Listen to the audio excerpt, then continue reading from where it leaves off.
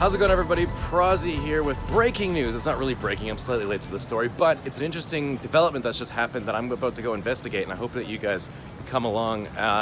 Basically, China has just announced that they are going to ban Taiwanese pineapples. This is the reason they're giving is because they found in 2020 some kind of bug on the fruit. I'm not really sure. That's the reason they're giving, but most people are taking this as just basically a middle finger to Taiwan for being pro-independence. Currently, the Green Party is in power, which is pro-independent under Taiwan. And China is just arbitrarily banning pineapple to hurt the fruit industry here in Taiwan. Now, the reason why they ban the fruit is besides the point. The problem is that this is going to obviously hurt, pineapple farmers here in Taiwan. And the fruit industry here in Taiwan is huge. If you've never had Taiwanese fruit, it's really amazing. The mangoes, everything. There's a certain sweetness, a freshness to them that's kind of special. I'm not exactly sure what it is, but I have noticed that fruit is really good here in Taiwan. And so this is going to be a big problem. And so Taiwan's response, which I think, personally, I think it's hilarious. Hats off to you, Taiwan. So Taiwanese people in different Taiwanese businesses are basically just saying, you know what, you're not going to buy our pineapples? Fuck you, we will. So PX Mart, which is one of Taiwan's largest retailers, decided that they were going to buy 10,000 metric tons of pineapple in response to China banning the imports of pineapples, which I don't know what they're going to do with 10,000 metric tons of pineapple, but whatever, it's hilarious. And I've also heard that people, just everyday people, are going to the local grocery store and buying up a ton of pineapple, again in response to China.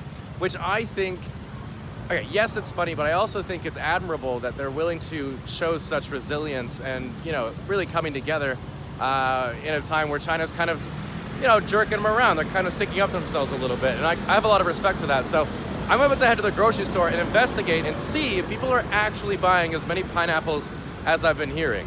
It's sort of the new Chinese pineapple war. Here we are, Carrefour, where I get all my groceries because it's so close to home. Mask on. There's no lockdown or COVID or anything here in Taiwan, but you do need to wear a mask to go into things like shopping malls and grocery stores and what have you. And let's head up to the produce section and check out them pineapples. All right, here's the fruit section.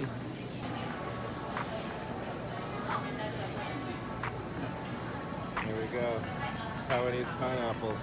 Okay, so there was still a bunch of pineapples still left at Carrefour, but that actually wasn't true. I was watching the people that worked in the produce section. They were constantly changing pineapples. People would buy them and have to constantly restock their shelves. And I did go to PX Mart, and they actually did it. They bought a ton of pineapples. I bought 3 of them, which I have no business having. I'll share them with friends and things. But like I said earlier, it's difficult to believe China when they say that they saw parasites or pesticides or some kind of pest or something on the pineapples that caused them to ban it. A lot of people are seeing this more as a political stunt and another way to sort of exclude Taiwan from international business, which they do often.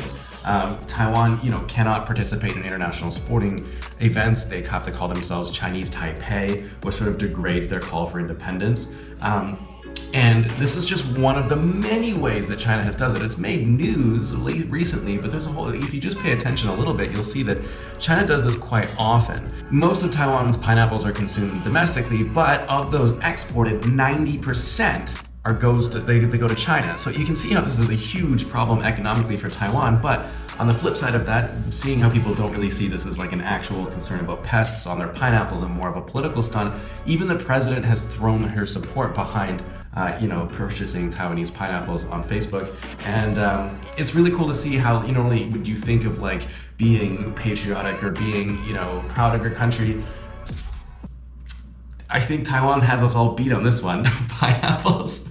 But hey, I think it, like I said earlier in the video, it shows a great, coming together of the people and showing great support for Taiwan. For me personally, it's actually really great to see this because oftentimes I find that Taiwanese people don't care. And I don't mean that in any way to be disrespectful, but I find that people, and I've said this a few times in the videos, that people just want to live their lives. And oftentimes you'll see foreigners more caught up in this political issue than local Taiwanese people.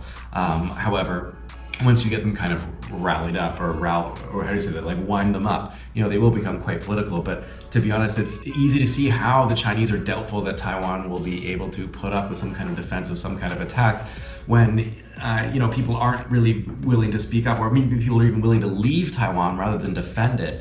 So with these minor tests, and you see how people come together behind Taiwan and purchasing locally farmed pineapples, you can kind of see how maybe that school of thought is wrong, that maybe Taiwan is being sort of underappreciated, or sort of they're underestimating Taiwanese resolve. Because I have spoken to some Chinese friends, and there's also posts online saying that there's no question that if China ever decides to attack, most Taiwanese people will abandon their whole idea of independence and will simply leave. And as we're seeing with this whole pineapple gate, I don't know how you would call that, part of it's just it seems like that might be untrue. Okay, so there's two sides to every story. I've explained the Taiwanese side. China banned pineapples. Taiwan doesn't trust it. China says they found pests inside their pineapples. Now, the China side of it, which I have the advantage of knowing because I did live there for a while, and I've asked my friends about it, and they did say it was in the news.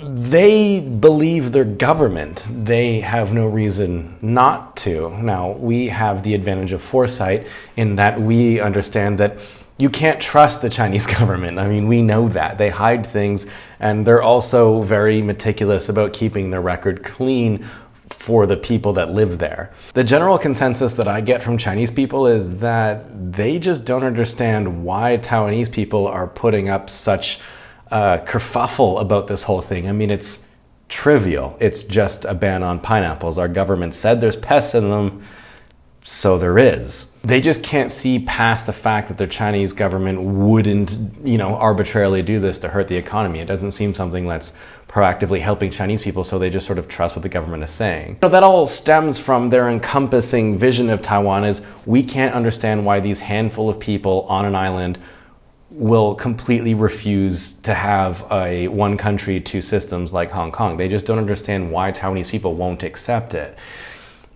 And that's the challenging question, because if you take Taiwan and China and you imagine them as boxes, China is sort of a box with its lid shut, and there's lots of economy and growth and things happening there, and people are relatively happy, save for the minorities, that are being prosecuted for religious purposes, or you name it. There's a whole kinds of atrocities that are going on, but for the most part, most Chinese people are fine being in the box with the lid shut. They can't see outside that box.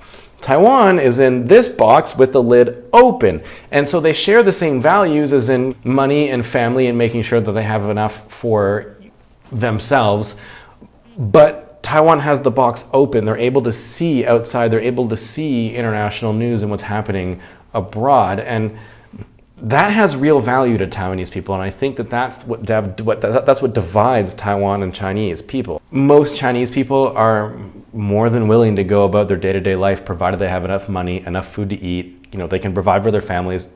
They don't care about who runs the government because they can't.